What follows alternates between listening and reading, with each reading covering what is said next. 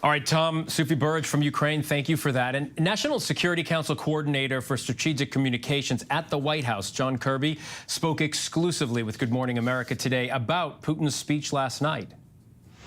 I think there was a lot in there that was typical, a lot that we've heard before, the threats about neo-Nazis in Ukraine, talking about his own territorial being threatened. George, the only territorial integrity that's being threatened right now continues to be Ukraine. You also saw that he called up partial mobilization of reservists. This will account for about 300,000 troops. That's the most serious move, isn't it? And we expected that, and that's a lot, 300,000. I mean, that's almost twice as much as he committed to the war back in February of this year. A sign the war is going badly for him. It's definitely a sign that he's struggling. Our thanks to George for a piece of that interview. And President Biden is in New York today. You heard Tom mention it. We've been telling you all morning, joining fellow world leaders at the United Nations. This comes as the UN General Assembly is fully back in person for the first time since the pandemic began. Senior White House correspondent Mary Bruce joins me live now for more on this. And Mary, good to have you here. President Biden is expected to push for even broader support for Ukraine. I mean, already tens of billions of dollars sent over there. What does this mean, and what will it mean for the other world leaders who are there? Well, I think, as Tom said, you are going to hear a very stinging, harsh rebuke from the president of Russia's actions in Ukraine. He's going to continue to argue that they have violated international law, that they are threatening the global order. And he's going to continue, I think, to stress that this is why you need institutions like the United Nations, to underscore the importance of their charter. And also, this is an opportunity to really send a message to Vladimir Putin, to remind him that his efforts and his hopes that this war would somehow splinter the West have actually done the exact opposite, to show Vladimir Putin that he continues to really be up against this united front. What comes of all of this, that's the big X factor. Right, especially with what we saw last night. Yeah. Putin's first address to his people in 200 and some odd days since this, he calls it a military operation, since this war, since this attack on Ukraine began. Do you think it changes the calculus of President Biden's speech today? I mean, you said stinging rebuke, but what else can he do, can he say? Yeah, that's the real question. I think so much of this is really about sending a message, right? I think the U.S. argues they have been doing everything that they can to assist Ukraine in this fight. We have seen the billions of dollars in military aid that has gone out, all of the humanitarian assistance. And as you heard Kirby say there, John Kirby, this language that's coming from Vladimir Putin isn't entirely new.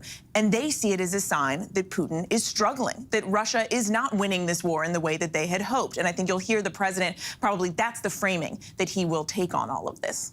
What other issues do you expect the president to touch on? Yeah, of course, this isn't just about Ukraine, right? So, of course, you're going to hear him talk about so many other things that are threatening the world right now. Climate change, food aid, human rights issues. We know that the president is going to announce $2.9 billion in global food aid. That, of course, goes to areas that need it so desperately, areas in Africa, and, of course, Ukraine as well. Speaking of Ukraine, President Volodymyr Zelensky is going to zoom in, or however they connect him. He's going to give a speech today as well. What do you expect to hear from him? You know, in the past, we have heard him give these really passionate, emotional speeches. And part of that is that this is a chance for him to thank, right, all of the countries and nations that have come to support him. But it's also a chance for him to remind people and to urge people to step it up, basically. I think you're going to hear him call for more military aid. You may hear him again urge the United States to label Russia as a global state sponsor of terror. That is something that President Biden has said he will not do. But I think you will also hear from Zelensky, you know, that it's not just about military aid. They need humanitarian aid. Right. They need help rebuilding schools. That's something you've heard him talk a lot about, as we've seen so many of them be targeted by Russian shelling. But this is really, I think, a chance for him also to make a broader moral appeal that you can either be on two sides of history, right? And he's going to be urging those in the room today that they need to make sure they're on the right side of this one. And just quickly before we go, it'd be remiss if we didn't talk about the fact that two people are going to be missing from that room, President Putin and Xi Jinping. Yeah, but as you saw, President Putin certainly found a way to make his message heard today. President Xi will not be there either, but I'm not sure that their absence will necessarily change anything. Right, or that anybody was expecting them to come. Yeah. All right. Mary Bruce, thank you so much. Thank you. Appreciate it. And we will bring you, of course, the president's speech at the UN as soon as it happens. We'll bring it to you live. Today, the Federal Reserve is expected to announce another interest rate hike to slow down inflation. That'll be the 5th this year. It's the 3rd increase since June alone. This comes as prices are showing no signs of falling, except maybe gas prices. For more on what that means, let's bring in ABC News business reporter Alexis Christoforous. Alexis, good to see you again. What can we expect from the Fed today? Same thing that we've seen 4 times prior this year? Exactly. This would be the 5th interest rate hike of the year, Phil, and we're expecting another aggressive move from the Federal Reserve. Most on the street have already baked in a 3/4 of a percentage point rise in the Fed's key short-term interest rates. Some even think we could see a full percentage point. And the story is the same for the Federal Reserve. They're wanting to get inflation under control. They're hoping to do that by slowing the U.S. economy and bringing demand down. So far, we haven't seen a lot of results because inflation remains at a high of 8.3%, the highest we've seen in 4 decades. And while gas prices have certainly come down quite a bit from where they were back in June, we still have near record high food prices, rent prices, and higher prices for just about everything else. Yeah, I think for a lot of Americans, it's sort of a double-edged sword, or 6 of one, half dozen of the other. At this point, what will this mean for consumers already grappling with inflated prices? You and I have already talked about eggs up 40% or something like that. That's right. Now, so what this means is borrowing costs are going to continue to get more expensive, and that's what the Fed's trying to do.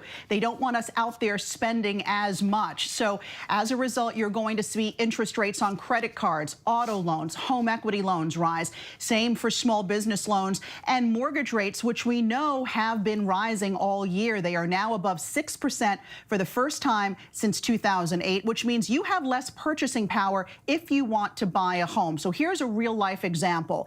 If you took out a home loan for $320,000 at the beginning of the year, when interest rates on a 30-year fixed loan were about 3%, your monthly bill would be $1,349. At today's prevailing interest rate at just over 6%, your monthly mortgage payment jumps to $1,943, nearly $600 more per month for the same house, Phil. And where you really want to watch out is if you are carrying a balance on your credit card, because that's when things really start to add up. So if you're carrying a $5,000 balance, making minimum payments, which most Americans unfortunately do, you're already paying an additional $870 in interest because of rising rates this year. After today's hike, those interest rate payments rise to more than $1,100. So the most prudent thing you can do in an environment of rising interest rates is make priority number 1 paying down your debt.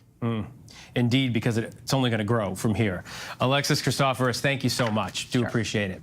We have the latest now on the Mar-a-Lago document investigation. The official who was appointed at the request of Donald Trump's attorneys is now challenging his attorney's refusal to prove the documents were declassified, as the former president has suggesting trouble for their legal strategy moving forward. ABC News investigative reporter Catherine Falders joins us now. Hey, Catherine, good to see you. The request for a special master was made initially by Trump's own legal team. So how does this change his legal team's strategy moving forward? Well, look, I'm not sure it does change Trump's legal team's strategy moving forward here. They don't want to say in court that any of these documents, for example, were declassified by the former president, even though their client is saying that publicly. They say they don't want to do that because, look, this could be used as an eventual defense if there was any indictment brought. But I think it's important to remember that at the end of the day, Judge Cannon in Florida is the one calling the shots here on this investigation. She's overseeing the special master, and Trump's team realizes that. They view her as a favorable judge overseeing the process. So, Phil, I don't think that their strategy here is going to change much because in their mind, they view the judge in Florida as deferential to them and ultimately on their side with this. The the Department of Justice, rather, in a new filing to the 11th Circuit Court of Appeals, underscored the Trump legal team's failure to explain whether or not former president declassified records before leaving office. You just touched upon that a little bit. Some people have said it's because he didn't, or you mentioned that they may want to save that for any kind of defense if indicted. But what's the DOJ saying today? Look, and DOJ has said that these documents with classification markings are, of course, going through a classification review. But at the same time, even though they have said that Trump's lawyers haven't said that they were declassified in court, DOJ is also arguing that argument shouldn't even matter here, that these are government records, that they were taken from the White House to Mar-a-Lago, and that any government document, classification marking or not, is property of the U.S. government. It's not up up to the judiciary to decide what is a government document.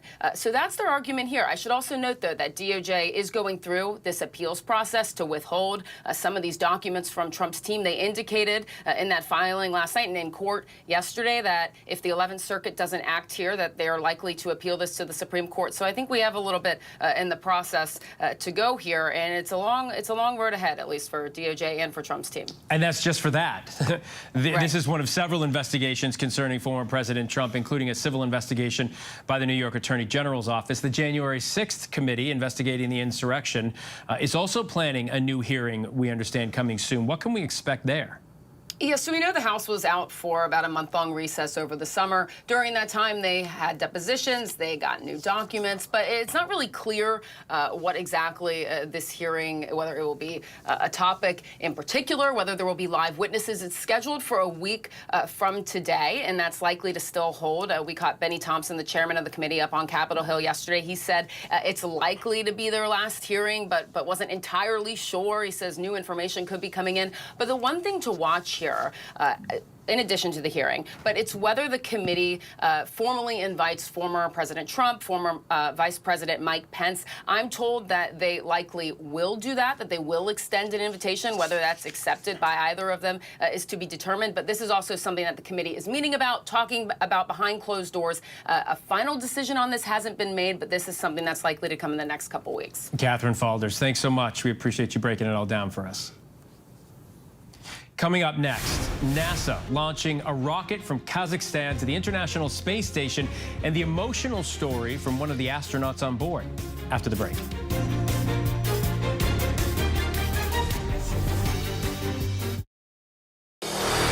America's #1 news, ABC News.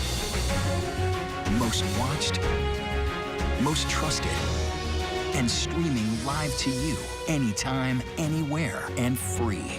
This is ABC News Live, America's #1 streaming news, free to you 24/7. Watch America's #1 news whenever you want it, wherever you are, anytime. ABC News Live, streaming live and free on all platforms. Take America's #1 news with you, anywhere you go, anytime, free. Download the ABC News app now. Breaking news, exclusives, 24/7, there for you with one touch. The ABC News app. Download it now.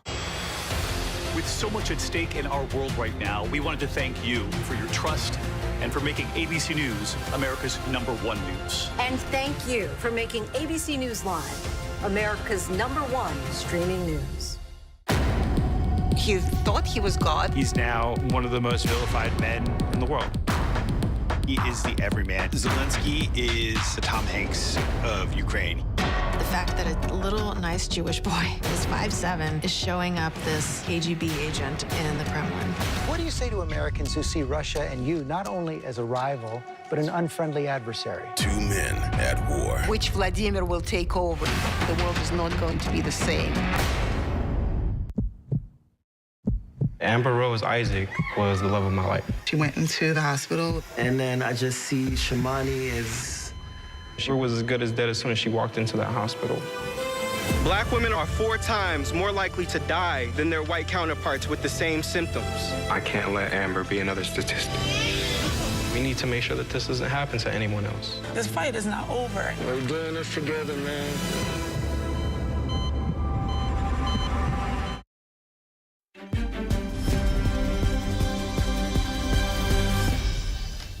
Welcome back to ABC News Live. Florida Governor Ron DeSantis is now facing a federal class action lawsuit for flying migrants to Martha's Vineyard in Massachusetts. A civil rights group representing at least 3 of the migrants filed a class action lawsuit against DeSantis and other Florida officials, claiming their clients were lured under false pretense as part of a political stunt. In response, DeSantis' office told ABC News that the migrants were sent, quote, on a voluntary basis.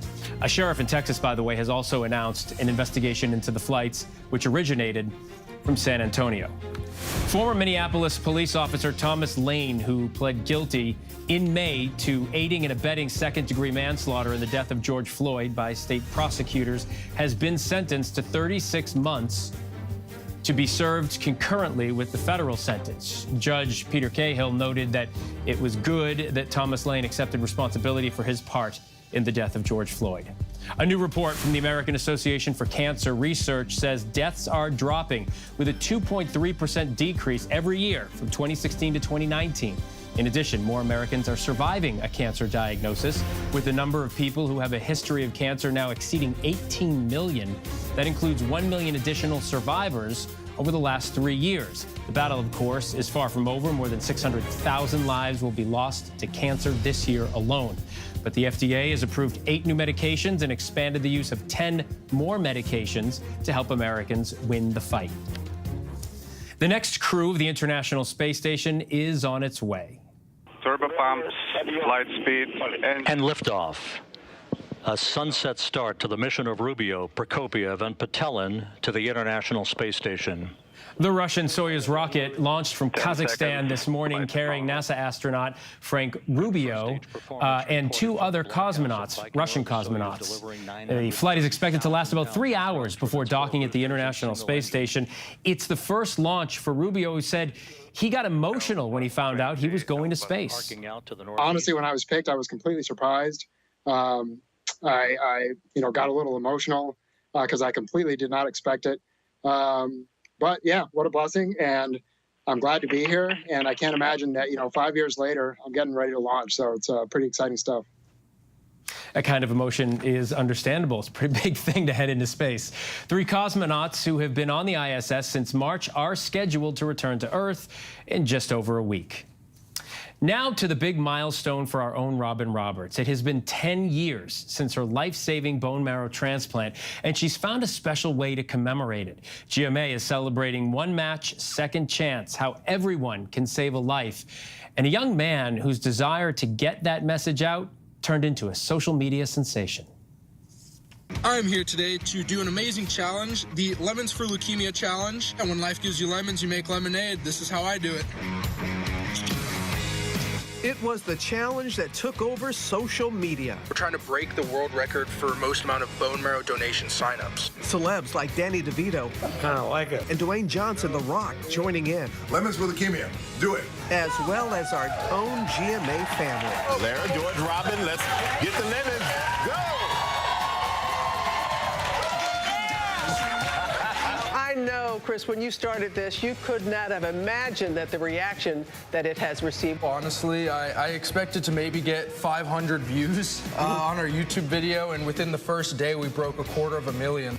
Friends Chris Bentecourt and Dylan Hill created that challenge in 2018, inspired to break a record and raise awareness for the bone marrow donation registry. After Chris learning his chronic myeloid leukemia had returned and he would need a bone marrow transplant to survive. Like Chris, 70% of patients do not have a fully matched donor in their family and must rely on a registry such as Be the Match as their best chance for a cure. The reach of the Lemons for Leukemia Challenge is something that continues to surprise me. And through, the kindness of random people across the world, they really empowered us to do spectacular things.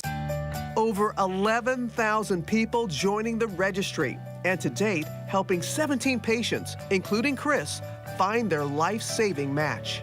They told me I had 4 10 out of 10 matches. It's going from them telling me you got 6 months to a year left to you have 4 matches in just a span of about 3 to 4 months. It was pretty crazy. Chris undergoing a bone marrow transplant in May of 2018. And after a long road to recovery, today, Chris is thriving and cancer-free. Even if things look that there's no hope, there's always hope out there. All of the support that I've received from every single person, it means a lot to me. My biggest thing was about spreading the message, because if I can, save other people besides myself, that's worth it in itself. Our thanks to Robin Roberts for that. I'm on the registry. We all should be. It takes no time at all. Back in the day, it used to be a blood test. Now it's just a swab. Coming up, today is Black Women's Equal Pay Day. We'll discuss the barriers Black women are facing right after the break.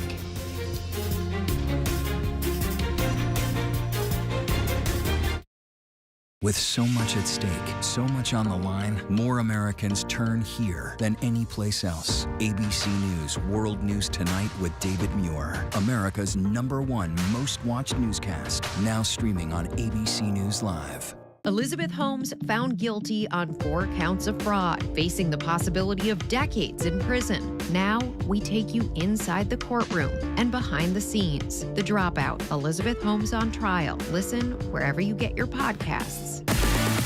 The hottest views in daytime are happening right here. We talk about things on this show that people don't talk about. That I can't wait to see. Honest takes from strong women. We need all hands on deck, and we need it right now. This is the time to speak out. Unafraid to get real. We stick by our points of view. We're all seeing it differently, and that's the beauty of The View. And that's why the most watched #1 daytime talk show is The View. Now streaming on ABC News Live. Admit it.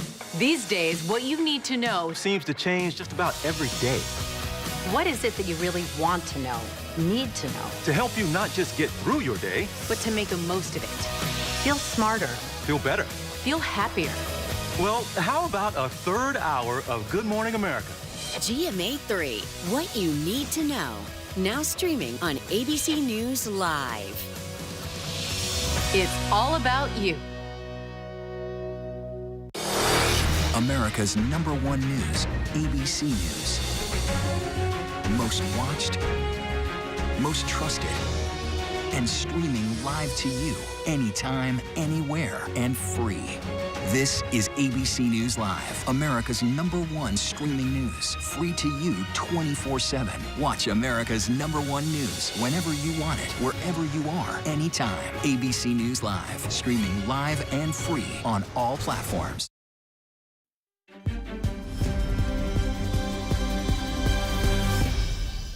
Welcome back. Today is Black Women's Equal Pay Day, and according to the National Women's Law Center, among full-time, year-round workers, Black women typically make just 67 cents for every dollar paid to a white man. Career and leadership development expert and author of Next Move, Best Move, Transitioning into a Career You'll Love the title, Kimberly Brown joins us now for more on all of this. Kimberly, good to see you. Thanks for taking the time. Anytime. Thanks for having me. Good. What do you see as the main barriers right now in 2022 that are holding Black women back from being able to make more money?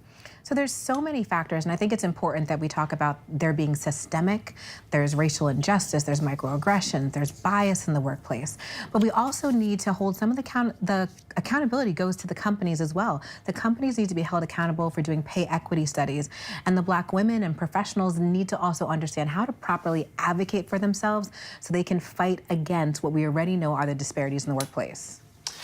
The National Women's Law Center says the wage gap will typically cost a Black woman more than $900,000 over a lifetime of work. That is a remarkable amount of money. Yes. and contributes to the racial wealth gap. What can employers do to level this playing field and be more inclusive, say, in their hiring practices? So in hiring practices, it's end to end. It's how are you recruiting? Are you having an inclusive hiring process? Are you having structured interview questions? Are you training your managers and your leaders on how to interact with candidates and give offers? And are you doing pay equity studies to ensure that as each and every person comes into the workforce, they're looking at their pay across the board to ensure that you're not giving offers that are all over the place, further contributing to the pay disparities? And so while we wait for employers and society to make the kind of changes you're talking about, what are some things that women, and particularly Black women, can do to try to improve things in the meantime? For example, women are less likely than men to negotiate salary offers or to put themselves up for a promotion. So what can the individual do to help secure that seat? You must negotiate. I talk about this in my book. I love talking about salary negotiation. Number one, it's understanding who you are, what is your value, what are you bringing into the workplace every single day. Number two, it's what does the company value the role at? What is the actual terms that you're looking for in terms of salary? Is it compared to another company? Making sure you understand what that role is being paid in the market. And last but not least, planning for the salary negotiation conversation. You know when the conversation is happening when you're interviewing. It is imperative that you really practice so that you can succeed and thrive. Don't take no for an answer. Do not take no. All right, Kimberly Brown, thank you so much. An important topic that we will no doubt talk more about as the day moves on. Thank you so much. Thank you. All right, and President Biden, as we've been telling you, is set to address the United Nations General Assembly shortly. He is expected to issue a very strong rebuke to Russia's invasion of Ukraine and rally the international community in support of Ukraine's defense. We're going to bring that to you as soon as it happens. For now, I'm Phil Lipoff. Stay with ABC News Live for continuing more context and analysis of today's top stories.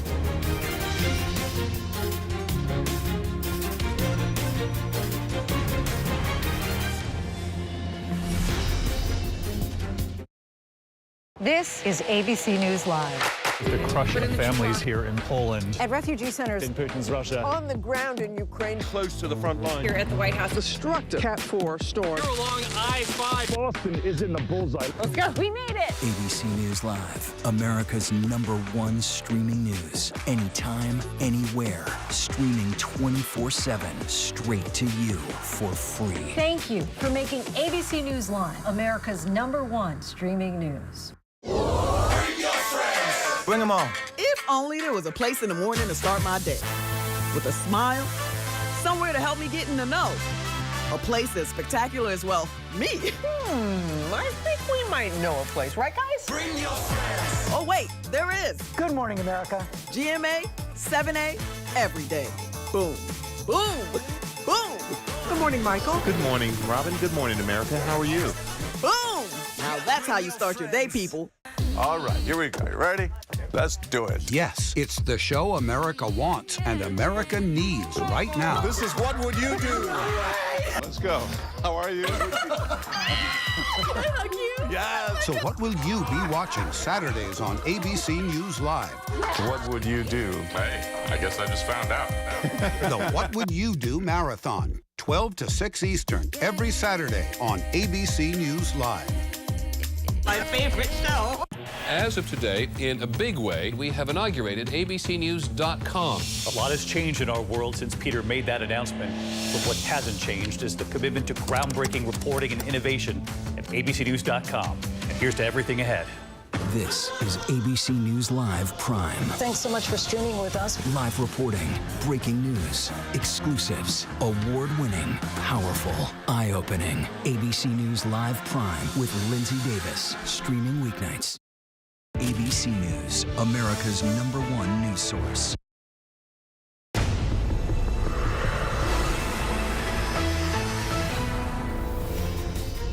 Good morning, I'm Phil Lipoff. Today on ABC News Live, monster Hurricane Fiona is on the move. The Category 4 storm with winds up to 130 miles an hour after leaving behind a deadly trail of destruction. ABC News Chief Meteorologist Ginger Z is tracking that powerful storm and will have more for us.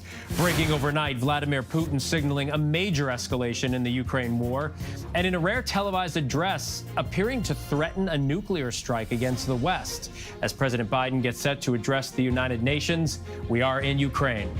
Fighting inflation, the Fed ready to hike interest rates yet again. What it could mean for buying a car, your mortgage, your credit card bills, we'll break it all down for you.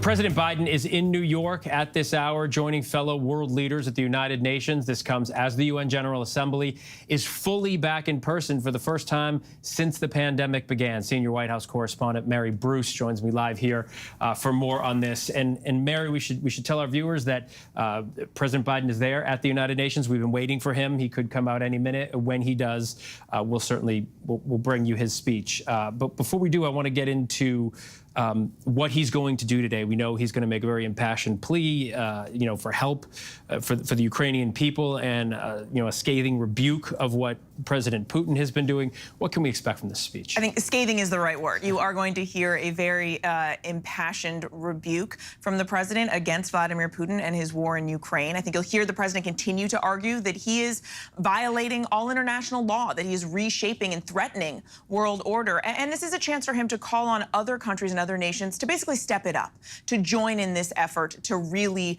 be a united show of force against Russia. Now, of course, this is also a chance for him to underscore the importance of bodies like the UN, to underscore their charter and their overall mission. The bigger question, though, is what can really change in a 15-minute speech? And I think while much of this speech obviously is aimed at the global audience, this is aimed at the members in the room, it's also aimed at Vladimir Putin and sending him a strong message that Putin's hopes that his war in Ukraine was somehow going to splinter the West have backfired, and that, in fact, if Vladimir Putin is watching, he will see quite the opposite, which is a very united West. Yeah, united NATO front. That happened pretty quickly after it all began. But it won't be the only thing he talks about today. What are some of the other issues he'll touch upon? Yeah, this is also a chance for Biden to highlight so many other issues. So you're going to hear him talking about climate change. You're going to hear him talking about human rights issues. He's also going to be talking a lot about food aid and food assistance. He's going to be announcing $2.9 billion in global food aid. That, of course, is in addition to much of the funding that he has approved since he's been in office. And this is money that's intended to help the famine that we're seeing in Africa and also in Ukraine. We are seeing, the impacts of a grain shortage there. So this is an effort to try and counter some of that and also to lead the way in this fight. On the Ukrainian front, President Volodymyr Zelensky is going to zoom in remotely. However, he does it, however they hook him up. He's going to speak to everybody there as well. And we've seen him speak all over the world since the attack on his country began. What do we expect to hear from him today? What can he do with this audience? I think this is a chance for him to do a couple of things. Yes, you will likely hear him deliver another passionate, emotional, rousing set of remarks. This is a chance for him to thank those members of the global community that have been coming to his aid and the aid of Ukrainians in this fight, but also a chance for him to urge other nations to do the same. I think you will hear him ask for more military assistance, certainly more humanitarian assistance. We were talking earlier about how he really is stressing the need to just help rebuild his country, help rebuild schools that have been targeted so much. But this is also a chance for him to make a broader moral appeal, I think, and to make the argument that there are two sides of history, and to say to those nations in the room, what side of history do you want to be on? And are you going to increase the way in which they are helping to come to Ukrainians' aid? Two noticeable absences today, unfortunately very key players, both countries with veto power. You have President Putin, who is obviously not there, and Xi Jinping of China, not there today either. What do you make of that? How does it affect what people say and what people gather from the speeches today?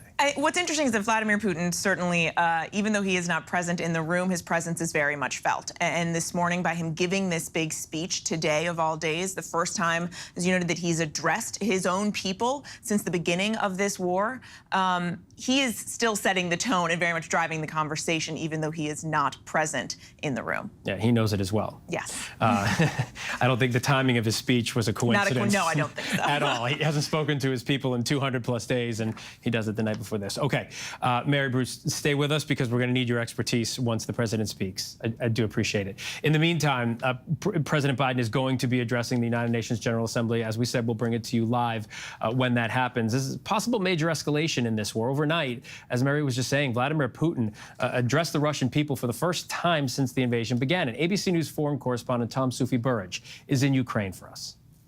This morning, in a rare TV address on the war in Ukraine, Vladimir Putin appearing to threaten a nuclear strike against the West. Saying those who are trying to blackmail us with nuclear weapons should know that the wind can turn in their direction.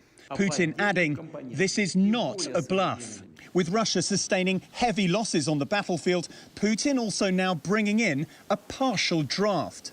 His defense minister saying 300,000 men with reservist experience will be called up to fight in Ukraine, claiming less than 6,000 Russian soldiers have been killed in the war. Western officials estimating 20,000, with another 60,000 Russian troops injured. And in another major escalation, Russia also moving to declare large areas of eastern and southern Ukraine, which its troops occupy, as part of Russia. The Kremlin planning to stage referendum votes in those areas later this week. The US rejecting Russia's actions, calling the votes a sham.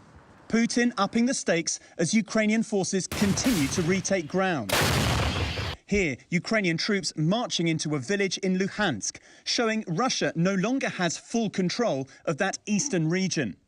And in the same area, incendiary shells raining down on a village recently liberated by Ukrainian forces, according to Ukraine's Ministry of Defense releasing the video. And ABC News foreign correspondent Tom Soufi-Burridge joins us from Ukraine right now. Tom, good to see you.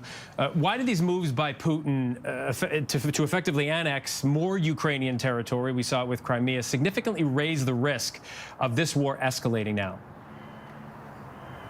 Well, Phil, basically what Vladimir Putin is trying to do is he's trying to put a message out to the Western Ukraine. He's trying to say that the occupied territories in the south and the east, so that's a mixture of territory that Russian proxy forces or Russian forces have held for 8 years in the eastern Donbass, and the newly acquired territory since February, since the main invasion by Russian forces back in February. Putin's trying to say that once we actually pass these votes will not be free and fair. So the result is already a foregone conclusion. Once these referendums have happened, we're basically going to declare those lands as Russia. And what we're saying to you, the West, is that that land is Russia. Therefore, any attacks into that land are considered to be attack on Russian territory. So he's raising the stakes.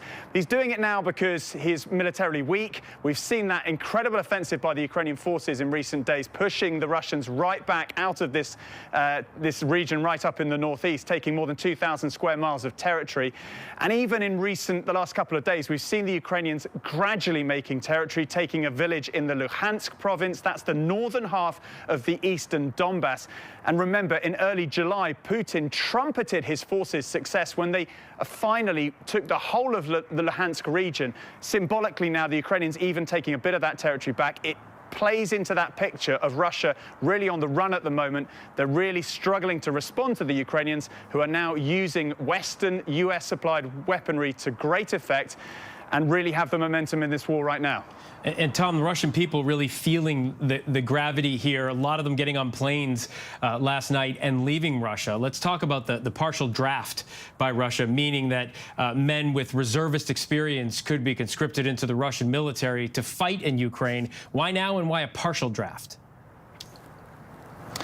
Well, now because Russia really, again, is struggling militarily, and Western and US officials more broadly have been warning us for weeks that Russia is overstretched. I mean, in that offensive, that breakthrough when Ukrainian forces got through the Russian lines here in the northeast, a matter of sort of 10 days ago, 2 weeks ago, that apparently, according to US officials, was really because there was a weakness in the line, that the Russians were effectively overstretched. So he needs more manpower into this war. That might be effectively to sort of man roadblocks within the occupied territories, freeing up contract soldiers to actually move to the front line themselves. But we're using this term at the moment, partial draft. Now, you know, at the moment, that's what it looks like. That's the language that the Kremlin are using to kind of give us that impression. But some commentators are saying that actually it might be more all-encompassing. I'm sorry to interrupt. To President Biden set to address the United Nations. Tom, we'll get back to you just after the president speaks. Let's listen. Last year, our world has experienced great upheaval. A growing crisis in food insecurity, record heat, floods, and droughts, COVID-19, inflation, and a brutal, needless war. A war chosen by one man, to be very blunt. Let us speak plainly. A permanent member of the United Nations Security Council invaded its neighbor, attempted to erase a sovereign state from the map. Russia has shamelessly violated the core tenets of the United Nations Charter. No more important than the clear prohibition against countries taking the territory of their neighbor by force. Again, just today, President Putin has made overt nuclear threats against Europe and a reckless disregard for the responsibilities of the non-proliferation regime. Now, Russia's calling up more soldiers to join the fight, and the Kremlin is organizing a sham referenda to try to annex parts of Ukraine, an extremely significant violation of the UN Charter. This world should see these outrageous acts for what they are.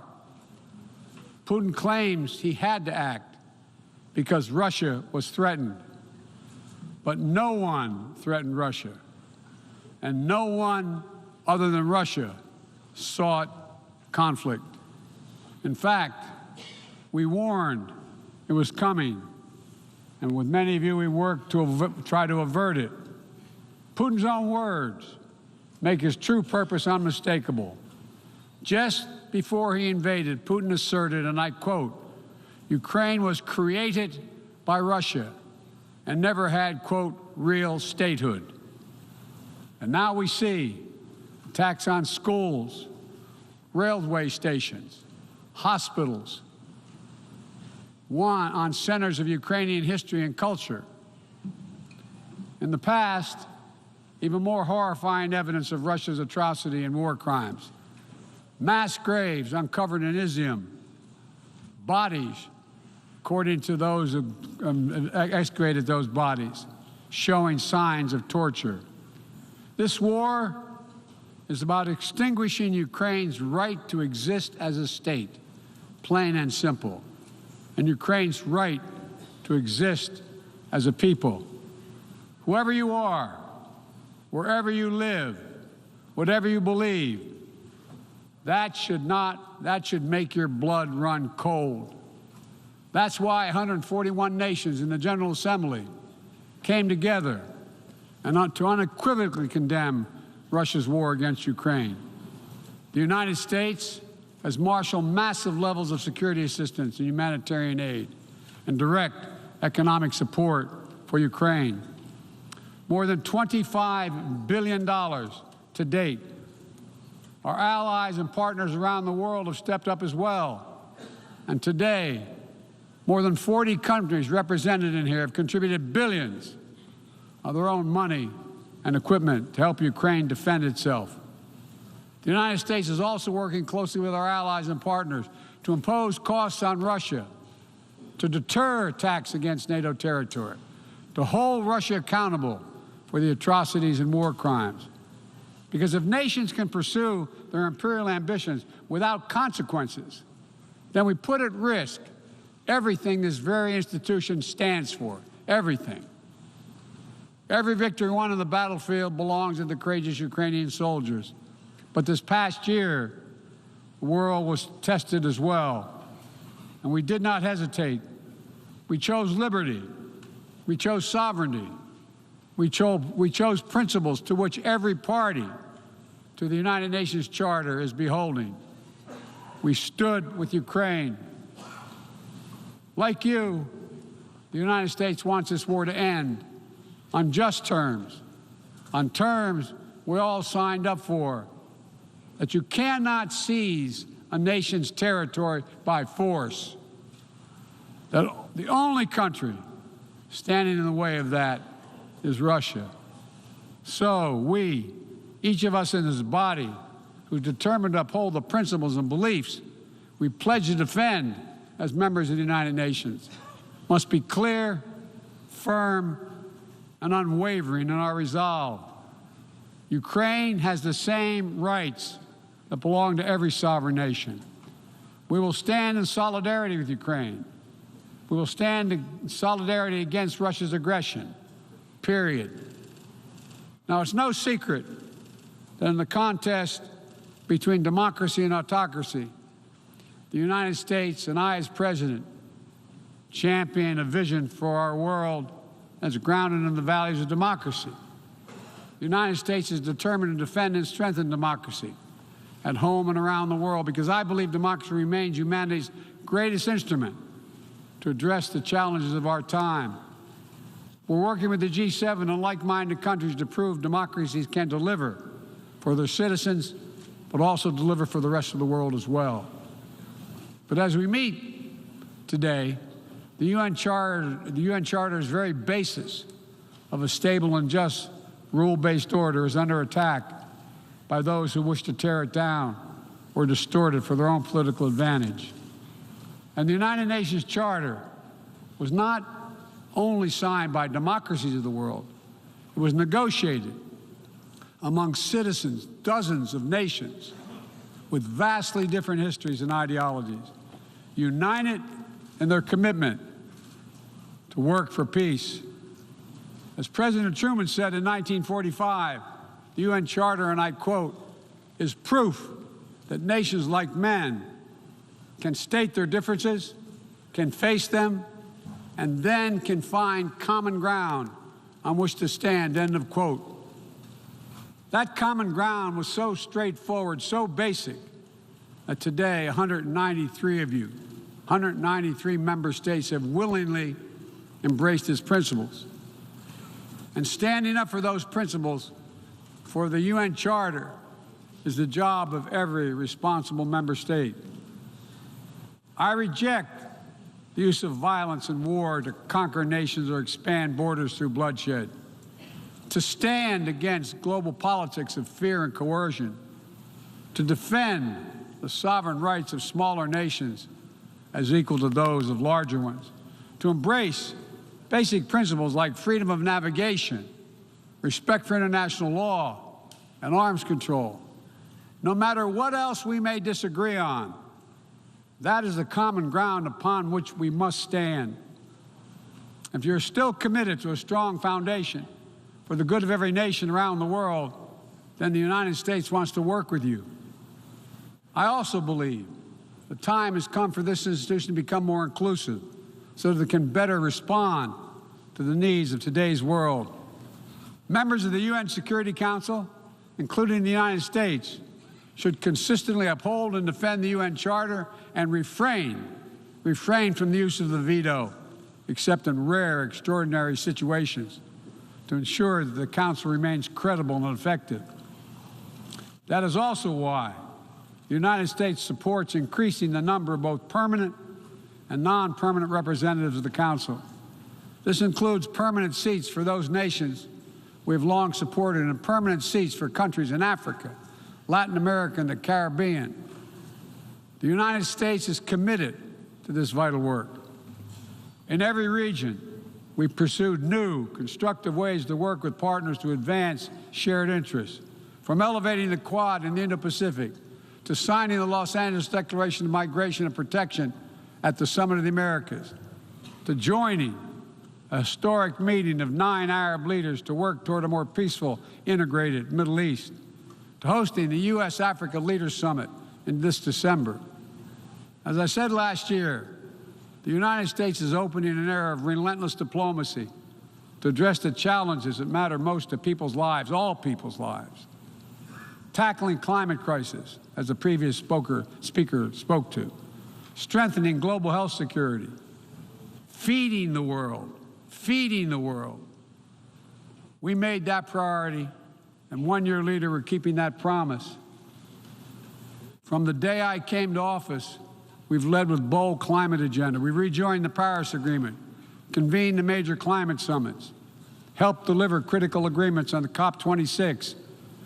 We helped get 2/3 of the world's GDP on track to limit warming to 1.5 degrees Celsius. And now, I've signed a historic piece of legislation here in the United States that includes the biggest, most important climate commitment we have ever made in the history of our country, $369 billion toward climate change.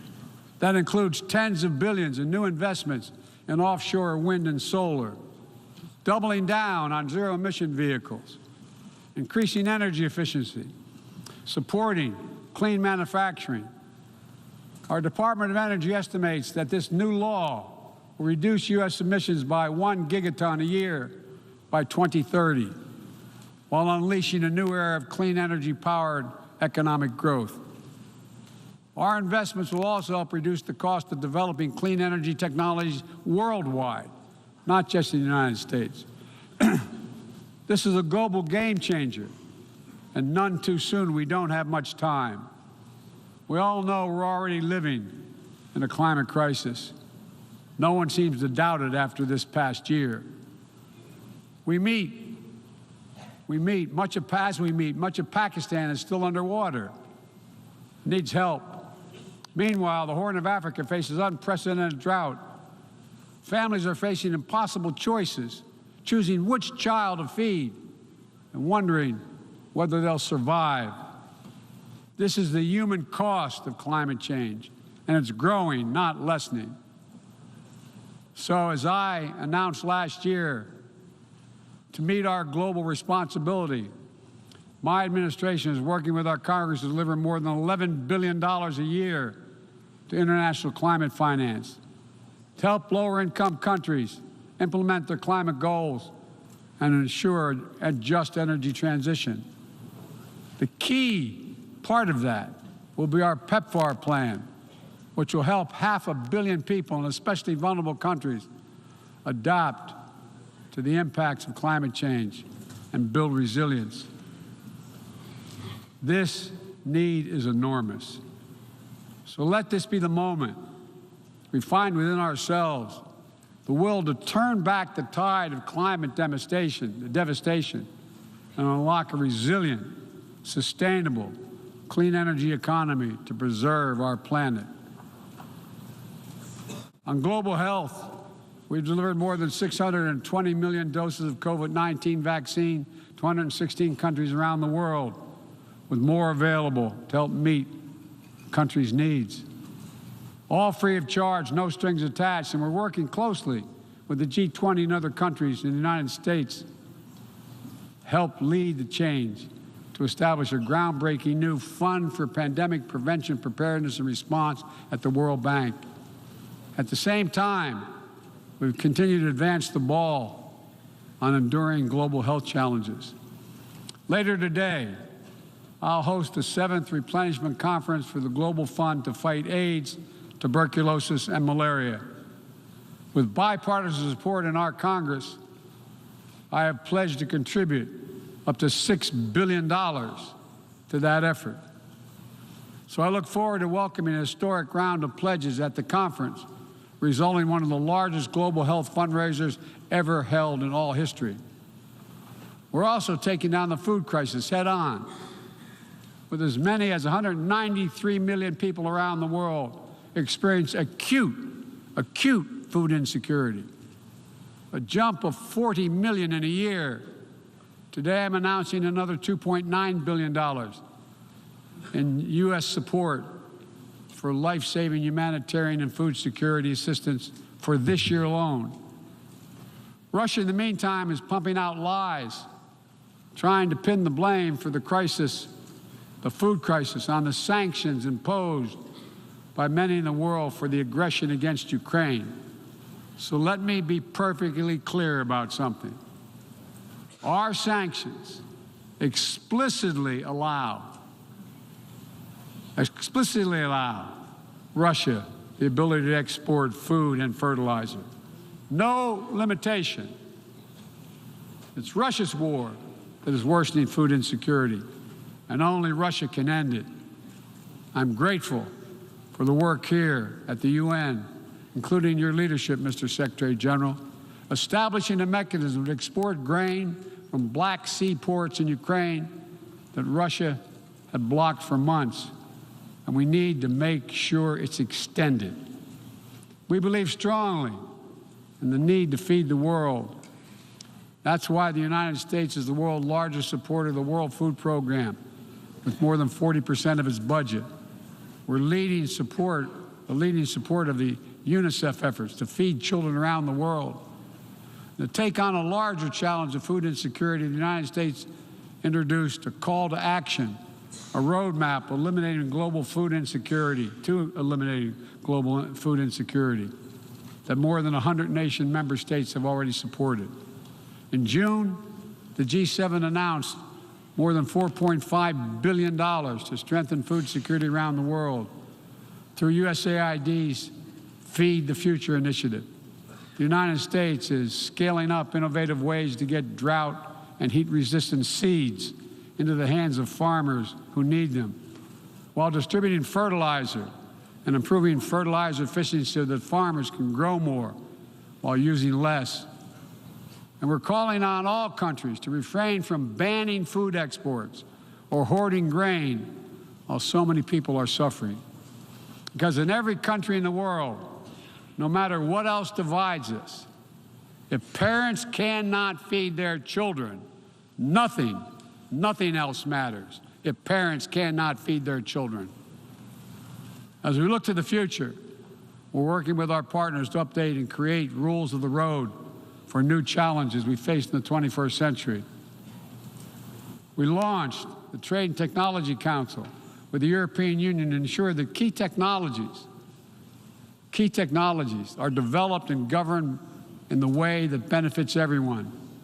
With our partner countries and through the UN, we're supporting and strengthening the norms of responsibility, responsible state behavior in cyberspace, and working to hold accountable those who use cyber attacks to threaten international peace and security. With partners in the Americas, Africa, Europe, and the Middle East, and the Indo-Pacific, we're working to build a new economic ecosystem where every nation gets a fair shot, and economic growth is resilient, sustainable, and shared.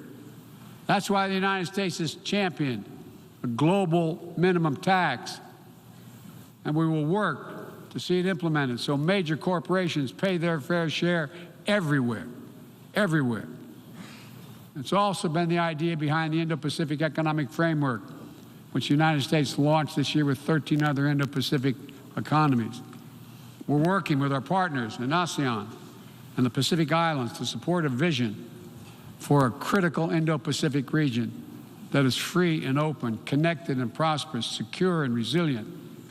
Together with partners around the world, we're working to secure resilient supply chains that protect everyone from coercion or domination, and ensure that no country can use energy as a weapon. And as Russia's war riles the global economy, we're also calling on major global creditors, including the non-Paris Club countries, to transparently negotiate debt forgiveness for lower-income countries, to forestall broader economic and political crisis around the world. Instead of infrastructure projects that generate huge and large debt without delivering on the promised advantages, let's meet the enormous infrastructure needs around the world with transparent investments, high-standard projects that protect the rights of workers and the environment, keyed to the needs of the communities they serve, not to the contributor. That's why the United States, together with fellow G7 partners, launched a Partnership for Global Infrastructure and Investment. We intend to collectively mobilize $600 billion in investment through this partnership by 2027. Dozens of projects are already underway. Industrial-scale vaccine manufacturing in Senegal, transformative solar projects in Angola, first-of-its-kind small modular nuclear power plant in Romania. These are investments that are going to deliver returns not just for those countries, but for everyone. The United States will work with every nation, including our competitors, to solve global problems like climate change. Climate diplomacy is not a favor to the United States or any other nation, and walking away hurts the entire world. Let me be direct about the competition between the United States and China. As we manage shifting geopolitical trends, the United States will conduct itself as a reasonable leader. We do not seek conflict. We do not seek a Cold War. We do not ask any nation to choose between the United States or any other partner. But the United States will be unabashed in promoting our vision of a free, open, secure, and prosperous world and what we have to offer communities of nations. Investments that are designed not to foster dependency, but to alleviate burdens and help nations become self-sufficient. Partnerships not to create political obligation, but because we know our own success. Each of our successes increased when other nations succeed as well. When individuals have the chance to live in dignity and develop their talents, everyone benefits. Critical to that is living up to the highest goals of this institution, increasing peace and security for everyone, everywhere. The United States will not waver in our unrelenting determination to counter and thwart the continuing terrorist threats to our world. And we will lead with our diplomacy to strive for peaceful resolution of conflicts. We seek to uphold peace and stability across the Taiwan Straits. We remain committed to our one China policy, which has helped prevent conflict for 4 decades. and we continue to oppose unilateral changes in the status quo by either side. We support an African Union-led peace process to end the fighting in Ethiopia, restore security for all its people. In Venezuela, where years of political oppression have driven more than 6 million people from that country, we urge the Venezuelan-led dialogue and return to free and fair elections. We continue to stand with our neighbor in Haiti as it faces political, fueled gang violence and an enormous human crisis. And we call on the world to do the same. We have more to do. We'll continue to back the UN-mediated truce in Yemen, which has delivered precious months of peace to people that have suffered years of war. And we will continue to advocate for lasting negotiating peace between the Jewish and democratic state of Israel and the Palestinian people. The United States is committed to Israel's security, full stop, and a negotiated two-state solution remains, in our view, the best way to ensure Israel's security and prosperity for the future and give the Palestinians the state to which they are entitled. Both sides to fully respect the equal rights of their citizens, both people enjoying equal measure of freedom and dignity. Let me also urge every nation to recommit to strengthening the nuclear non-proliferation regime through diplomacy.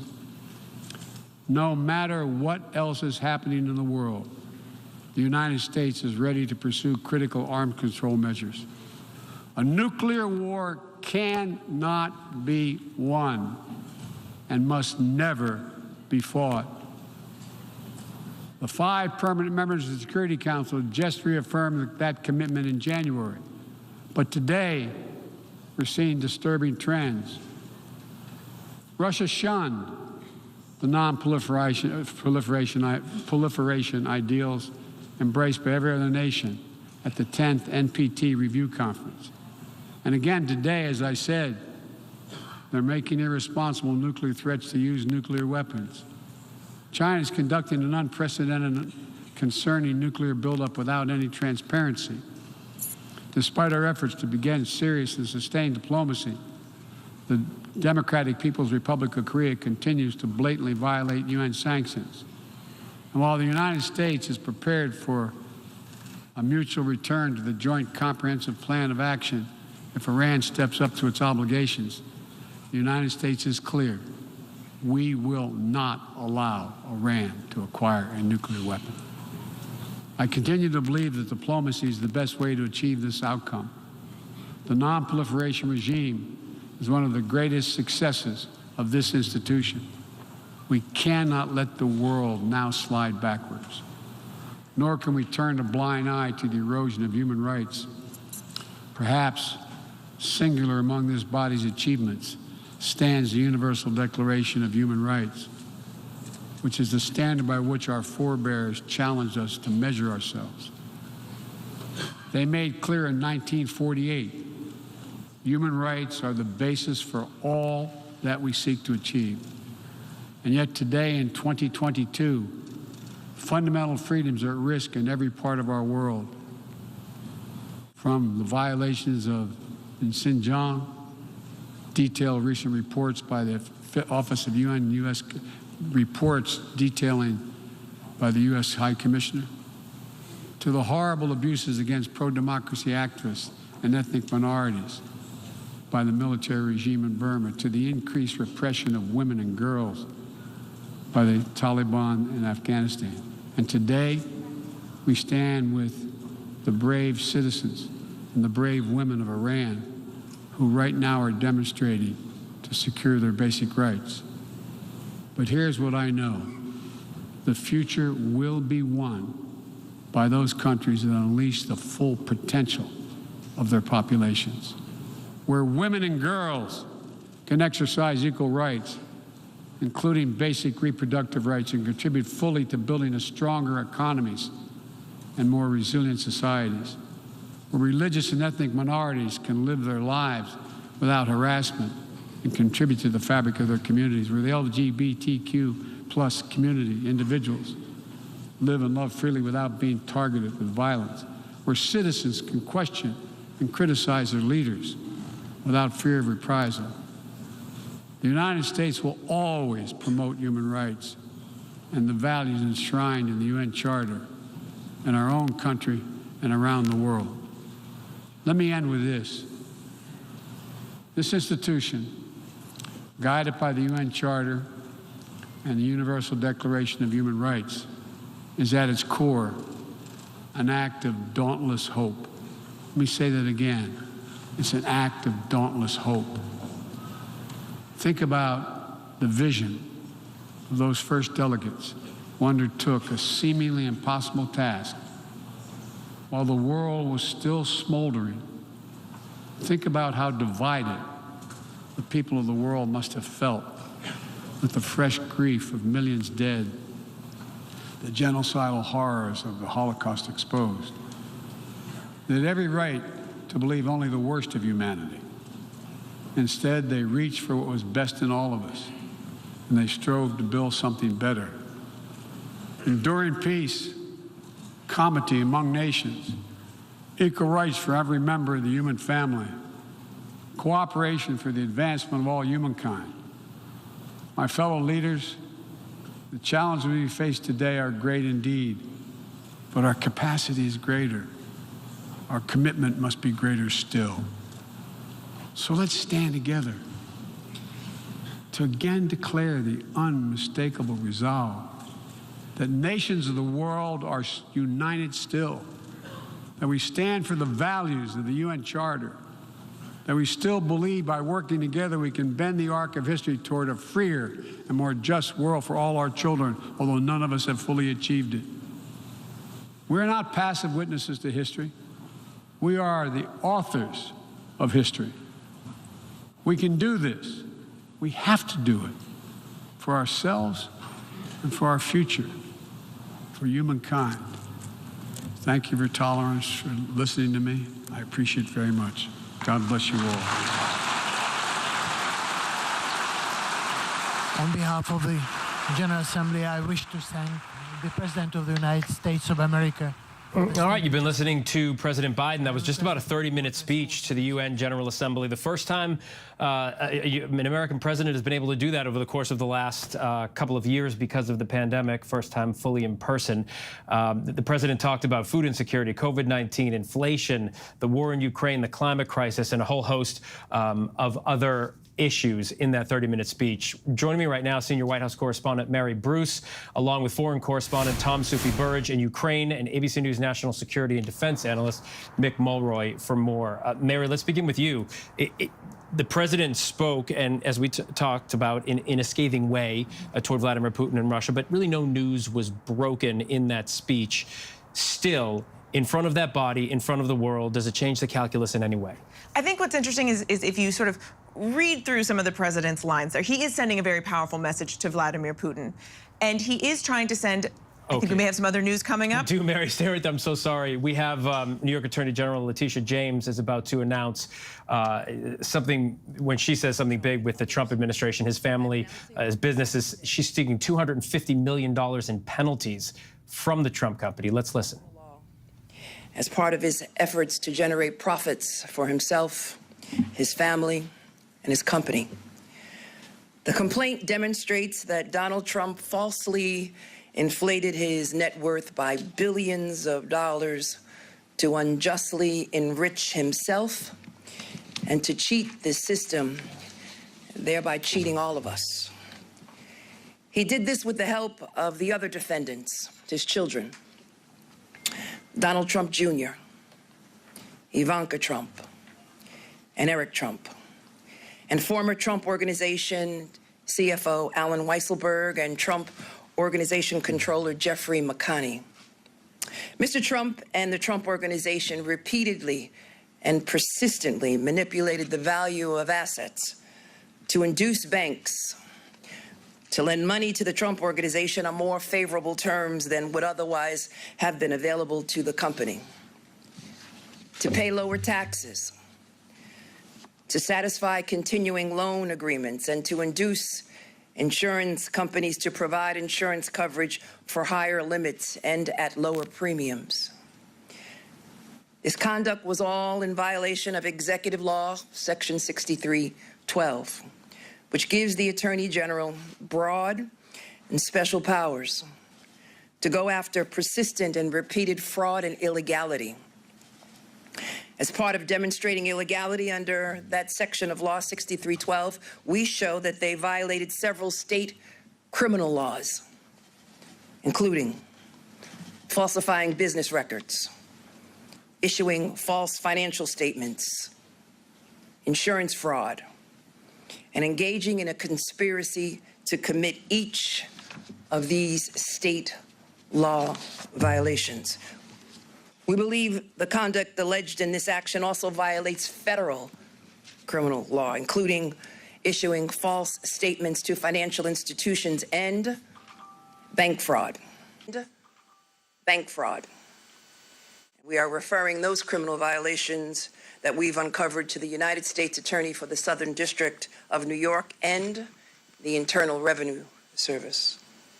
As a result of these violations, we are asking the court to, among other things, permanently bar Mr. Trump, Donald Trump Jr., Ivanka Trump, Eric Trump, from serving as an officer or director in any corporation or similar entity registered and or licensed in New York. To bar